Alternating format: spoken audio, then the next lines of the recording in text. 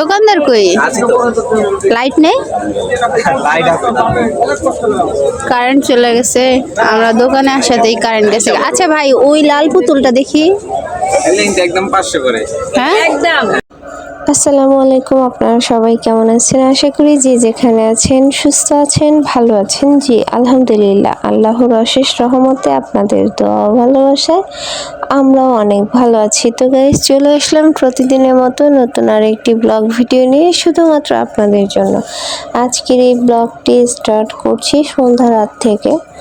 So guys, আপনারা সবাই আমাদের সাথে থাকবেন, ভিডিওটি দেখতে থাকবেন। আজকের ভিডিওটি হতে যাচ্ছে একেবারেই অন্যরকম বলা যায়।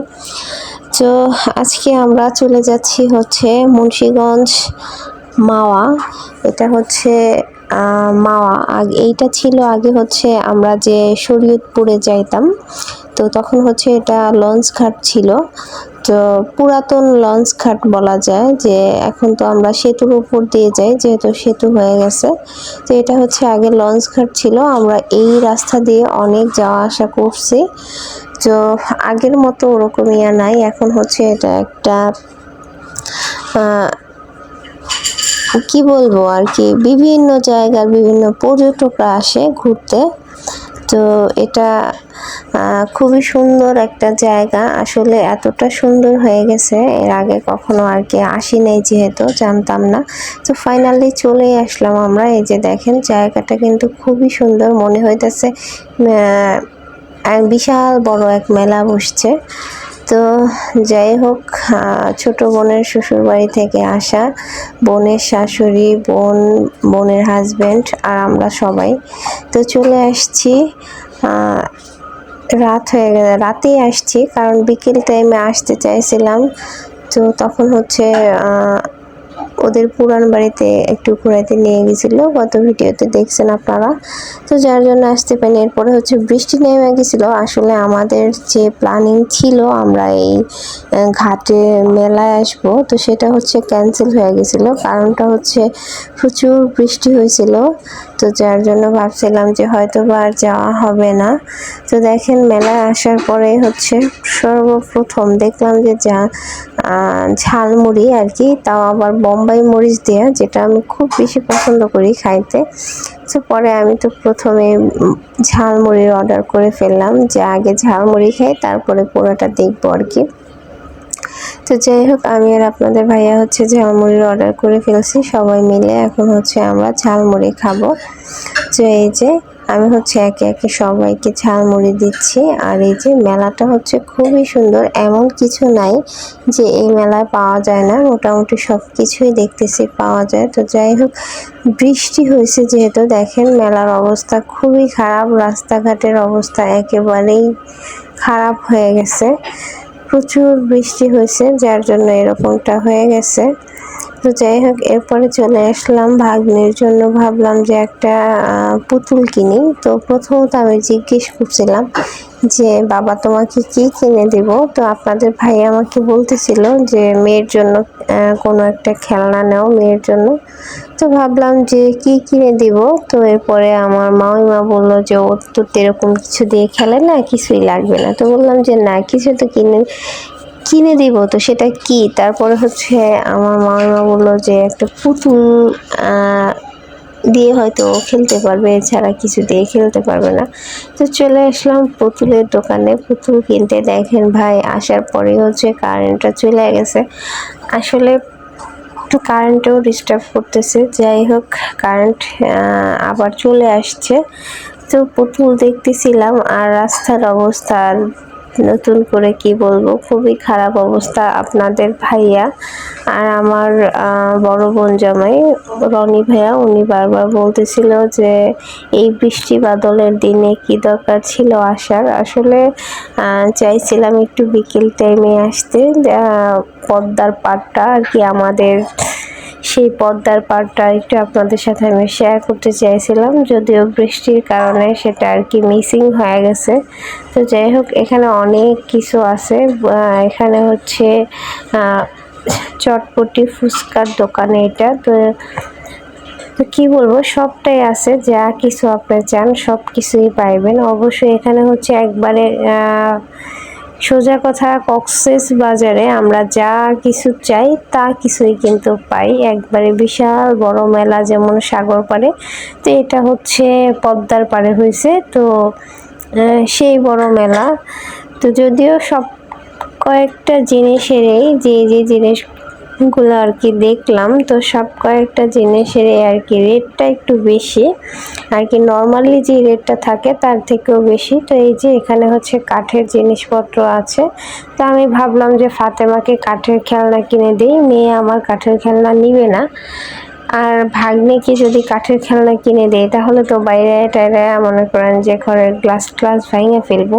তো যার জন্য বোন বলল যে না, নেওয়া যাবে না। তো যাই হোক, এরপরে হচ্ছে প্রচুর কান্নাকাটি করতেছে আমার ভাগ্নি, কান্নাকাটি করতেছে, ওর শরীরটা খুব একটা ভালো না। এর আগের ভিডিওতেও কিন্তু আমি আপনাদের সাথে শেয়ার করছি।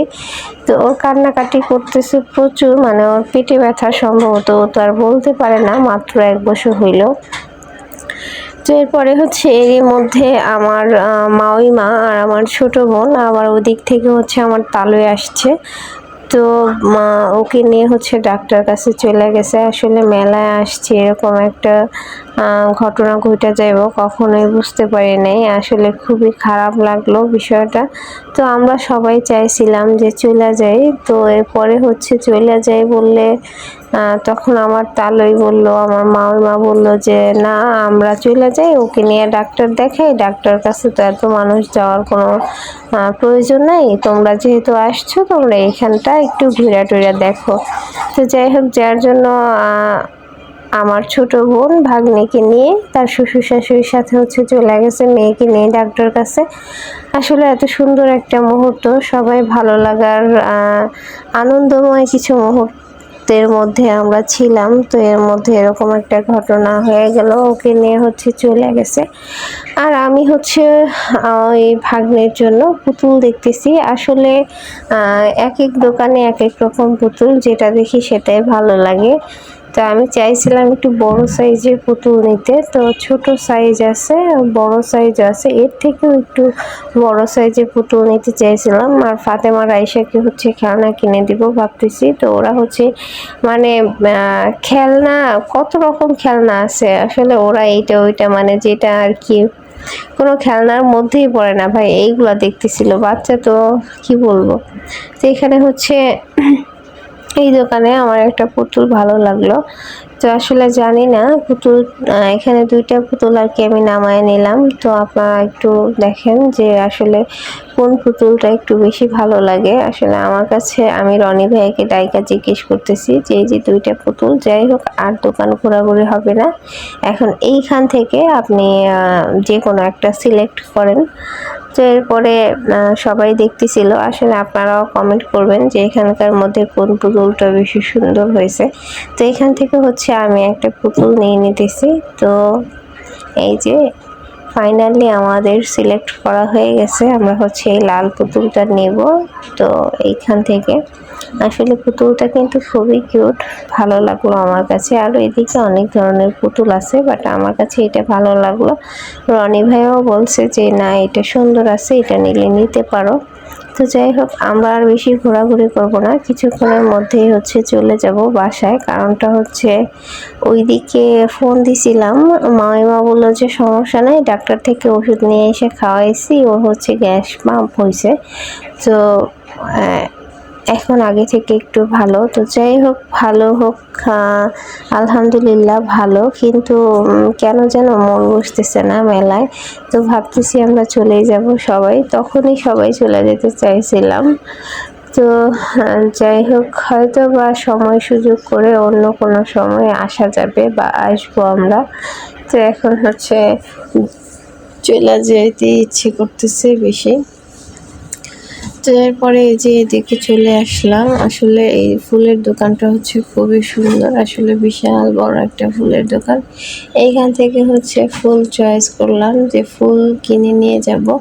তো আপনাদের ভাইয়া দুষ্টুমি করতেছিল যে তোমাকে শুকনো গোলাপ দিব না, তাজা গোলাপ দিব। আসলে ও সবটা সময় এরকম দুষ্টুমি করে। তো যাই হোক, এরপরে আমরা চলে আসলাম ফুচকার দোকানে, আসলে এই ফুচকার দোকানে হচ্ছে এটা হচ্ছে দই ফুচকা আর কি। তো ভাগ্নি বলতেছিল, মানে রাইসা ফাতেমা দুজনেই বলতেছিল যে দই ফুচকা খাবে, যার জন্য আমরা এখানটায় চলে আসছি দই ফুচকা খাওয়ার জন্য। তো এখন হচ্ছে আমরা কে কি খাবে সেটা নিয়ে আর কি কথা বলা হইতেছিল। তো আমার হাজবেন্ড যেহেতু ফুচকার কথা বলছে, তো আমার তো ফুচকাই খাইতে হবে নাকি, তা আমিও ফুচকার অর্ডার করে ফেলছি। তো রনি ভাইয়া আর বড় আপু ওনারা দুইজন হচ্ছে অর্ডার করছে সেই চটপটি। তো আমি তো ফুচকার অর্ডার করছি। আসলে ফুচকা অলরেডি আমাদের চলেও আসছে, আপনাদের ভাইয়া খাওয়া শুরু করে দিছে, আমাকে রাই খাই। তো এই যে মেয়েকে হচ্ছে ফুচকা খাওয়া দিতেছে দেখেন এখানে, আর ওনাদের চটপটি এখনো আসে নাই। আর এদিকে ফুচকা খাওয়া প্রায় শেষ পর্যায়ে চলে আসছে, আর আমার মা হচ্ছে পাশেই বসে আছে। মা বলতেছে আমি কিছু খাবো না, আসলে মা ফুচকা চটপটির প্রতি কোনো ইয়া নাই। তো এদিকে হচ্ছে বড় আপুর চটপটি চলে আসছে, আমার ফুচকা খাওয়া প্রায় শেষ। তো আমি বলতেছি আমি আর ফুচকা খাবো না, এখন আমি চটপটি খাবো। আমার ফুচকা তো আমি খেয়েই ফেলছি আগে। তো এরপরে হচ্ছে বড় আপুর চটপটির মধ্যে ভাগ বসায় দিলাম। এই যে বড় আপু আর আমি দুইজন হচ্ছে চটপটি খাবো, আর আপনাদের ভাইয়া তো টক খায় না, সবটা টক হচ্ছে এই চটপটির মধ্যে ঢেলা দিল। দেখেন কি একটা অবস্থা করলো। তো এই যে আমার বড় আপু আমি দুইজন মিলে হচ্ছে এখন চটপটি খাইতেছি। আসলে চটপটিটা কিন্তু অনেক বেশি মজা হয়েছে। আমি তো ফুচকা খাইছি, ফুচকাটাও খারাপ ছিল না, কিন্তু চটপটিটা আমার কাছে মনে হইতেছে অনেক বেশি মজা হয়েছে। তো আপুর সাথে চটপটি খাইলাম। এরপরে হচ্ছে ভাবতেছি যে আর কোথাও যাব না বা আর কিছুই খাবো না, ভালো লাগতেছিল না। আকাশটাও মেঘলা মেঘলা হয়ে গেছে, হয়তো বা বৃষ্টি নেমে যাব। তো যাই হোক,